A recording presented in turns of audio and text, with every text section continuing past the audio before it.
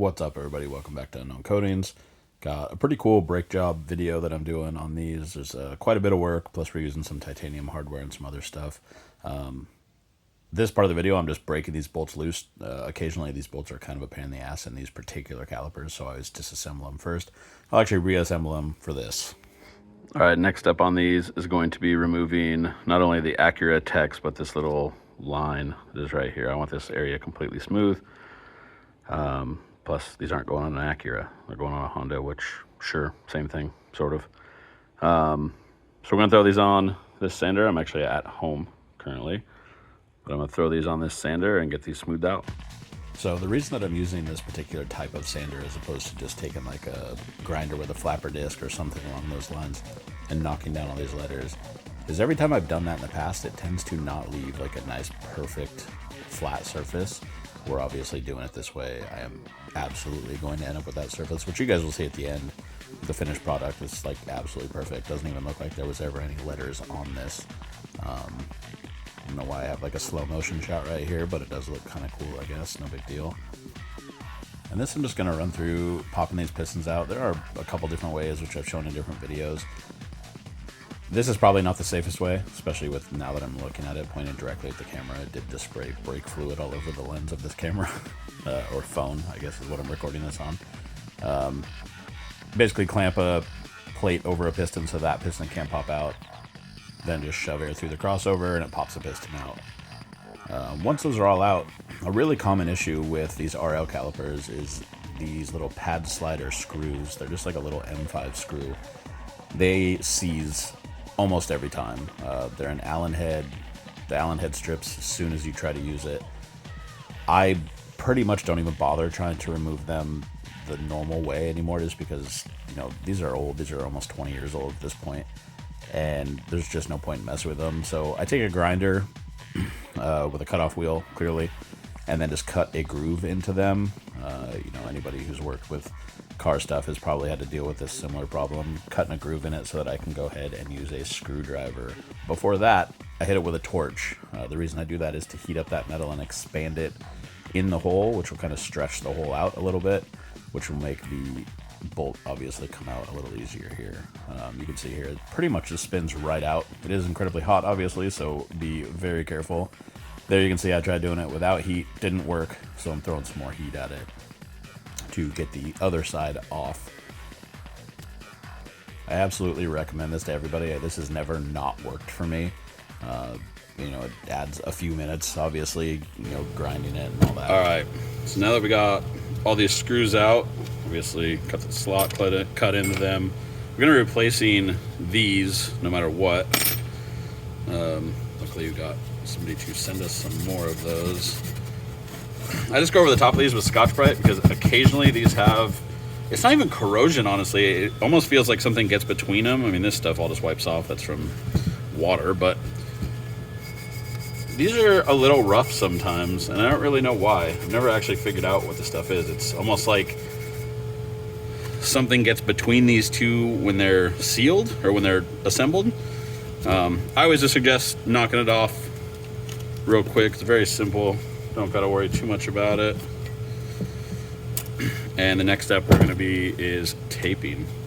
Now, I get asked all the time what the tape is I use, and it is this 8979 tape from 3M. I love this for blasting.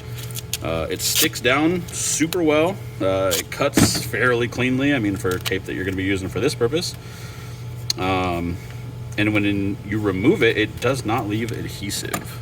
It will if you heat it up. You know, I obviously just avoid those areas. I don't blast them on purpose.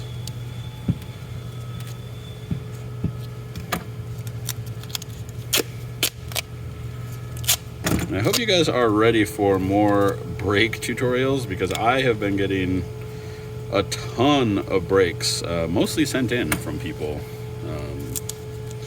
lately. I don't really know what the sudden onslaught has been of people sending in caliper jobs, but I love it, and it's given me a lot of like variety too. You guys will start seeing in some of these videos I have a ton of variety.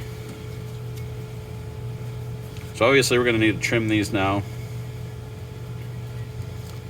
and this trim job does not have to be perfect, but it does still have to cover your machined area. So if you have some that droop down the sides, that's not that big of a deal. I can actually show you a little trick when I'm done with this to get rid of those ones if they do bother you.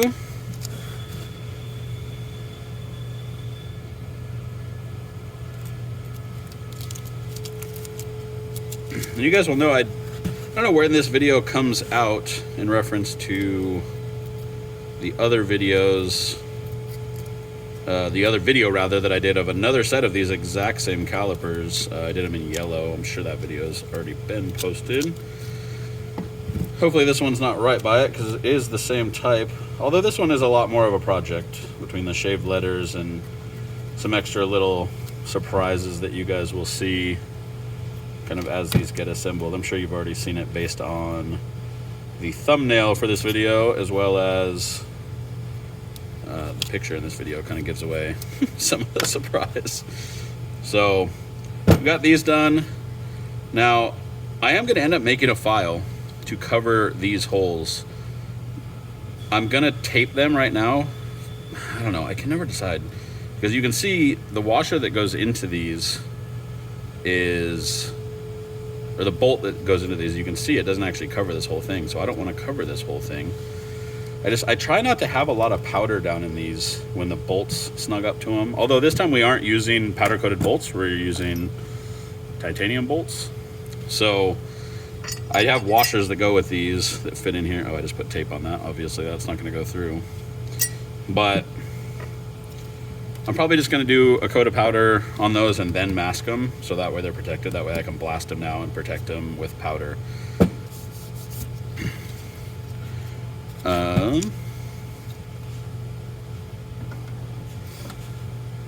I gotta reorganize this. I just changed benches, which you guys might have already seen in another video, because I know that I kind of went over that, this process. I'm still stocking this toolbox, but you guys have seen this in the past. If you ever have an edge of tape that's a pain in the ass to deal with, you just take a little file and run around it, and you can just rub your finger on it and it will come right off and give you a nice clean perfect edge. Now once again, you don't have to do this. This is, I mean, even by my standards, this is probably a little bit overkill, but it does give you a nice clean edge for your tape, so when you're blasting you do get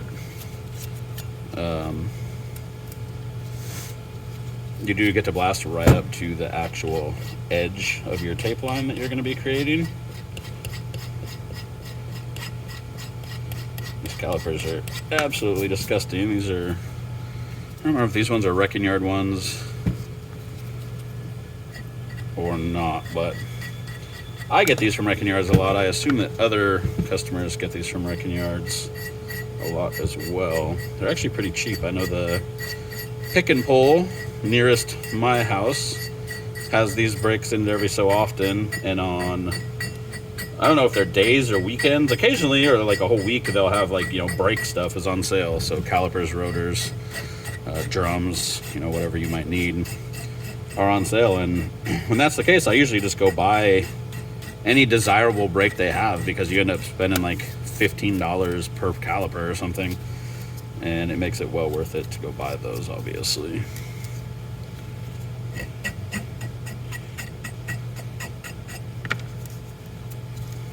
All right, so now we're gonna plug these holes and then send this one over to blasting. And by send it, I mean take it over to blasting, because I blasted all myself. We're also gonna mask this, just because this does use a banjo bolt in some setups, and I'd rather just not have powder right there.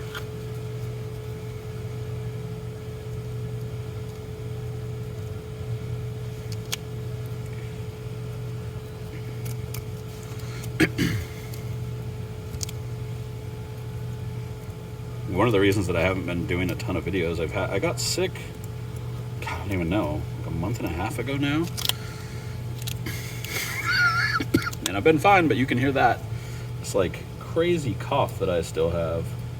And it's the only symptom I have, and it seems to be brought on by literally nothing. Like I cough over nothing. So that's cool. Gonna pop that out. We'll be cutting these the exact same way. Don't need to bore you guys with that. So let's move on to the next one. All right, so as you can see, we moved these into the Scat blast cabinet. All taped up, everything's prepped and ready. We are going to be blasting these, of course, with my favorite 3060 green diamond, just because I know I'll get another comment about it. This is definitely 3060 green diamond. And if you're wondering what media I blast with, that's also 3060 green diamond. I don't know why I always have to say this. It is kind of a funny thing now that happens, so you'll probably hear me repeat it a lot, especially this month, since I'm putting out a video every single day of the month for the month of November. Once again, this is that tape that I was just mentioning, that 3M tape that works really well. As long as you don't blast right on it, works great. And as you can see here, yank the plugs. Obviously, use those to block the bores, because the bores need to stay perfect for when you're reassembling. You obviously don't ever want to blast inside the bores of these. And then this tape, because I fouled it, it's a pain in the ass to get off the edge, but once it do, it pulls out nice and perfect, does not leave adhesive behind, which is my favorite part about this tape, is the fact that it's easy to remove and never leaves adhesive. And it sticks to everything. Like, it always sticks down on surfaces. It's really impressive tape. Now, of course, it is time to mask these. I outgas them. Don't really show that process because it's just them sitting in an oven. Now I got to mask them for powder. Of course, using my pre-cut tape, discs in this case. Some of my other videos, I show that I pre-cut a bunch of this tape all the time. Works great for all these, circles, or if you want to make a file, you can make it fit just about anything. I don't do it for stuff like this. I just use my traditional amber tape or maybe even blue tape. Put it on, trim it all out, and then I will end up typically filing those just to make sure that it edges nice and perfect, just like when I do it with the tape for masking. Got these things hung up. I actually had like a little issue with the camera. That's why you can see that I already started powder coating this. Spraying these down with the Optiflex 2B. The color here is Neutron Star from Prismatic Powders. It's like a chameleon purple to blue. I guess you guys probably saw it in the thumbnail. It's a great color. Lays like glass every single time. Threw those in for a partial cure, popped them back out. And this is, of course, Tiger's Bengal Clear going over top of these. The clear actually does make a huge difference on this color. I like it way more, but I have done a flat clear. I think I used like fog clear from Prismatic and put over top of this. And I actually also like that effect. It's not nearly as dramatic, but the color change still happens and it looks really good under like kind of a flat or satin type finish. Make sure that I get clear on all these. These brakes are known for corrosion, so you definitely don't want to leave any bare spots. You want to make sure that you have like a nice healthy coat of powder on there. Get them through the curing process, and then of course we're going to need to assemble them, which you can see here. I actually was waiting on a couple more bolts. That's why I ended up wrapping these up while they were hanging out, just so they didn't get all dusty and gross. Once that showed up, obviously now I'm going to be doing the assembly process. So I'm yanking off the plastic here. I have all my pistons and seals, dust boot, hardware, everything all sitting out. There's the assembly lube, of course, that I'll be using. So same process as always. If you guys have seen my brake videos in the past, I kind of break this down a little bit. Put the seals in. These are the inner seals. You're going to want to make sure that you get them in and make sure they are nice and flat. You can see me running my finger around right here to make sure that there's no edges sticking up, because those will catch your pistons when you go to do reassembly. Once those are in, you get a little bit of brake lube on your finger, or brake assembly lube rather, on your finger, and coat those seals. You're going to want to make sure that you get a nice healthy coat on those no matter what. And then the next piece that goes in is going to be these little seals that have like a metal ring built into them. You can see these pressed down. These are a little bit different style than most calipers. This is, I think, the only set of calipers, or only type of calipers that I've ever done that use these. Even other Advix calipers, I don't know that I've seen these. Actually, that's not true. Now I think about it, I did some Lexus calipers that had this exact same thing, and they were made by Advix. So to kind of run through this again, you put some brake assembly lube on the inner part of this seal, on the inner seal, the main seal for the piston. This product is not like terribly expensive. I mean, this bottle right here that you're looking at, it's like $30, and I mean, it does, you'll do dozens and dozens and dozens of sets of calipers. So you put some on the piston as well, because you're going to have to be sliding that into the bore. You're going to want to make sure that you get kind of the what I would call the sharp edge. It's not sharp at all, but it's the sharpest edge on these. Make sure that that's coated because you're going to want that to slide by nice and easy past your inner seal. You can do that on both sides. Obviously, there's on this particular setup, there's 2 per side per caliper, so they're 4 piston calipers. And once those are popped into place, you end up using these seals are a little bit different. They probably have like a technical name, but this metal ring that you'll see right here needs to pop on first. And I'm sure if you're an Acura RL person or RL caliper person, you're here watching this, just know that this is the right way to do this. You put these rings on first and you pop them down and into place, and you have to make sure that they seat all the way down against, flat against the caliper surface. If they're coming in contact with your pistons, which they shouldn't, you're doing something wrong. I had a guy contact me saying that every time you push those in, it was hitting the pistons. Turned out he was potentially using the wrong rebuild kit, so that shouldn't be able to happen. You can see I'm just using the ends of bolts to push these down even. So what ends up happening, if you push from one side, it kind of teeter-totters and one edge will pop up. But if you push down both sides evenly, it'll pop down and kind of lock into place. Once those are in, you have to put these seals on. Now, I wish that I could kind of zoom in and show you this process, but it's kind of a pain, I'll be honest. You have to slide the seal down underneath the lip of that metal ring, because you'll see there's like a flange on it. And once that's in place, you have to hold that in while you kind of stretch the seal up and all the way around the flange. Once again, it is a pain in the ass.